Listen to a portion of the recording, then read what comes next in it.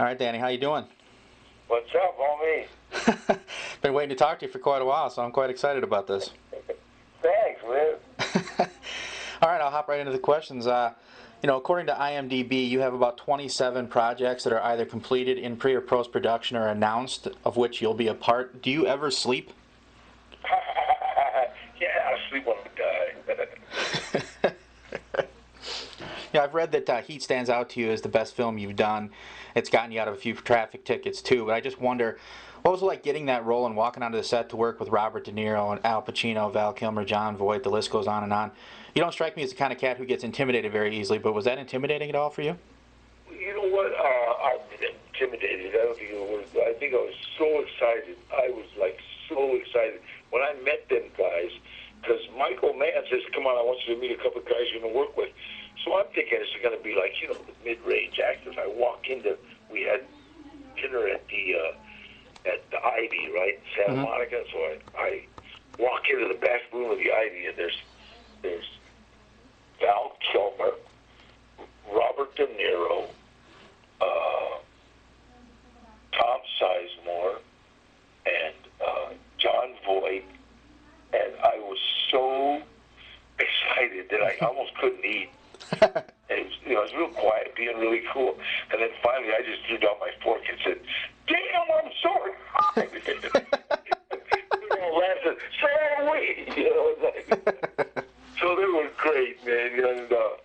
And Robert De Niro is like, he's just so disarming, and Val Kilmer is just like, oh, he's my pal. I'll be your Uncle Barry. I love him.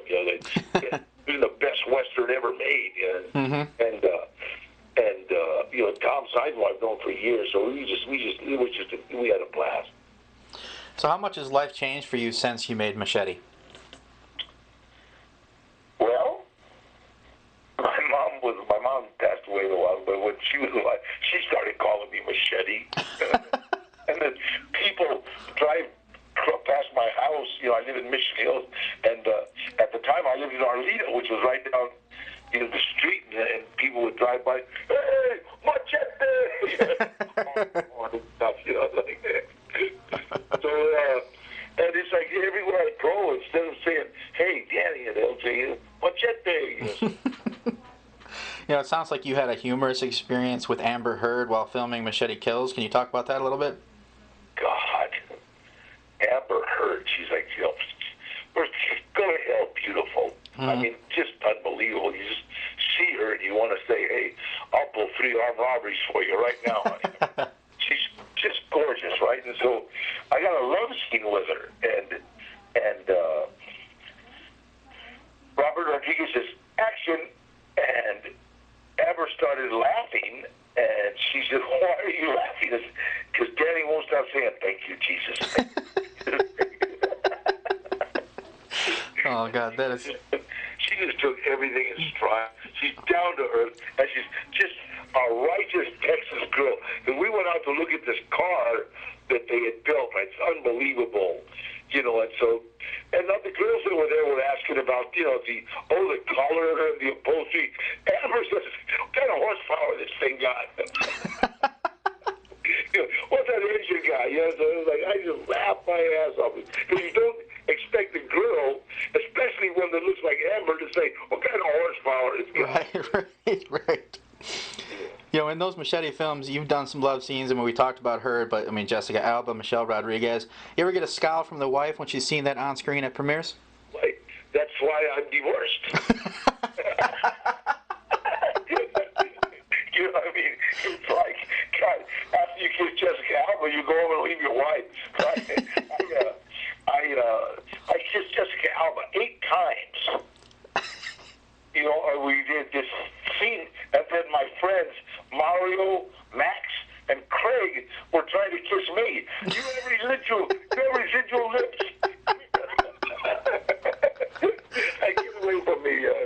But she was just beautiful, and she just takes everything in stride. And it's funny, I got asked once in an interview, in a bar fight, who would you rather be with?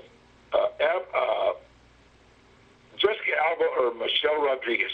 And I said, well, Jessica would, 911 and make sure that I wasn't hurt.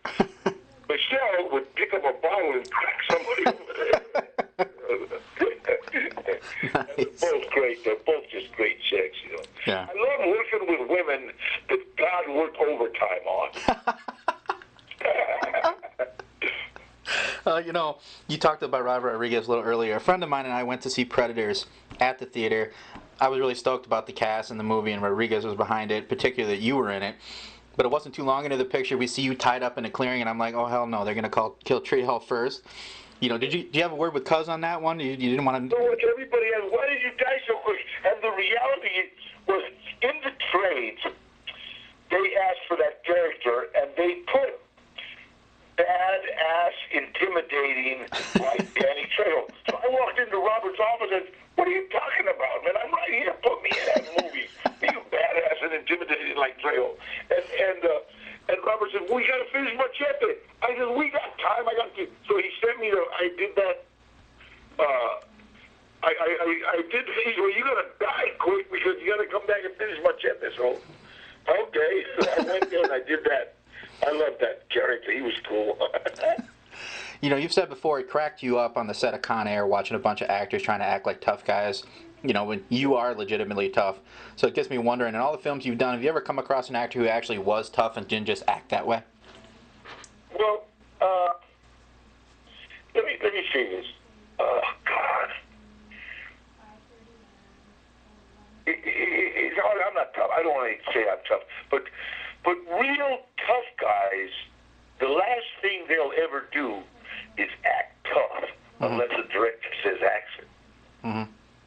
You understand what I'm saying? Yeah. Like Hollywood wants guys that can act tough. They don't want tough guys. And so I've seen guys go in for casting mother watch out, rah, rah, rah, rah. And you know, I feel like slapping this little bitch silly. But you gotta let people do what they gotta do, you know what I mean? But really, it's like anybody that growls all the time is you know, they're full. You know, but be careful with that guy that's smiling and is very polite. And it's so funny because I'm gonna tell you something. In prison, in San Quentin, in Folsom, in Pelican Bay, you will find the most polite, the most easygoing people you will ever meet in your life. Really? Like, they will be your best friends, but they'll be your last enemy. You know what I mean? It's like San Quentin. Everybody, excuse me. Yeah, I'm sorry. Hey, forgive me. Sorry, man. Because I'm a killer, you're a killer, he's a killer too. So the last thing you want to do is be rude to a killer. Right. Right. You know what I mean? So it's like when I see guys that, I think, oh my God, I'm gonna stay away from this guy because he's gonna try to be tough, and I'm gonna eat him. You know, I once heard you saw in an interview, you had said that you'd never made any strides in life without the help of others. You know, having spent years of your life behind bars, what does it mean to you to have the opportunity to use your fame to speak to young people and advocate for them to not make the mistakes you did when you were younger, as so many have and continue to, so that they can lead more fulfilling lives?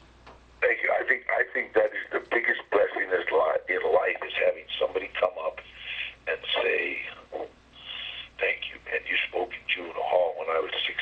I'm 27, and I have a little family. I want to thank you. You made it. There's nothing. There's no greater joy, man. There's no greater joy. There's no greater joy than one of your kids bringing one of their friends over to your house and saying, Dad, this guy needs help. To be able to, wow, you know what I mean? Mm-hmm. Like, your kids know that, hey, that you're the guy to come do. That's like, you know what I mean? Mm-hmm. That is so cool. It's like, you know, when this last divorce I went through, man, it was a heavy divorce. Mm-hmm. And I'm 65 years old. I lost everything, and I started, like, you know, almost going into depression. And it's like, I know how to get out of a depression. Mm-hmm. You know what I mean? I had about because she took everything, okay? But that's what happens in the divorce, you know? Right. And it's like, so you start going into depression. I got $1,000 that I had, right? Mm-hmm. And I go and I change the whole $1,000 into $5 bills. And then I go down to Gifted, Maine.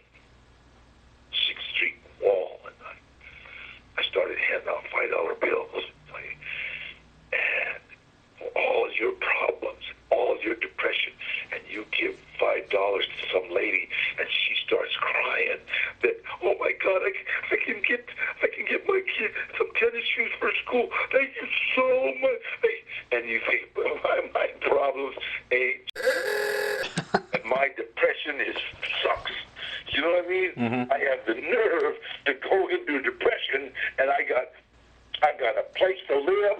I got family. I got people that love me. Mm-hmm. And it's like, no. It's like, you know what? Every time I hear depression, it's like I just got to get out of yourself. Mm-hmm. Moving on to a different topic now. I've seen you on Pit Bulls and Parolees. Obviously, you're an animal lover, but as an owner of 2 Pit Bulls myself, can you share with our listeners the reality of the Pit Bull breed? I mean, they're damn good dogs, aren't they? Oh, the Pit Bulls were our first movie star dog. Petey from the Little Rascals. Mm-hmm. That was our Pit Bull dog. Mm-hmm. You know what I mean? And the reality is like if you see a mean Pit Bull, look at the owner. Right. You know, because a Pit Bull is the biggest dog that assimilates his owner's attitude. Mm-hmm. I mean, I know this elderly couple that I used to know. They lived across the street. They had 2 Pit Bulls, and these things would walk with them. Right. And they'd walk slow, and it's like Pit Bulls, what they had walking slow, and they wouldn't pull because they got old people, and it's like they wouldn't, so a dog. Oh, you know what? I absolutely used to. I mean, when Michael Vick came out with his God, it's like that turned me against that team. Yeah. How do you torture a dog, man? That there are responsibilities. They were happy running around wolves, and we brought them into our fire. Mm-hmm. We domesticated them. They're our responsibility. So anybody that's treating them bad, they're one of God's creatures, man. Right. No doubt. So what's on deck for you? What's the next big thing we can expect to see Danny Trejo in? I got 5 dogs, okay? all mixed mutts. But God, I love them. And the only pedigree dog I have is a little Chihuahua named Whisper, and she's the meanest of all of them. But yeah, it's always the little ones. yeah, what's next for me is I'm starting up a restaurant called Trejo's Tacos, and that's going to be a lot of fun. And put that in the interview ad. Trejo's Tacos, and then I'm going to do a film with Craig Moss, the director of Badass. Mm-hmm. And so he's got something going for me that he wants me to do, and that's going to be a lot of fun. And then they're looking into a couple of reality shows that I might think about. All right. Well, hey, man, I really appreciate taking a few minutes to talk with us. Like I said, we've been trying to track you down since about last October, so this was a lot of fun. Thank you. Hey, I will call me in a couple of weeks, too. Get it back in a couple of weeks, and I'll have some things that I'm doing for you. All right, sounds good. All right, take care, Danny.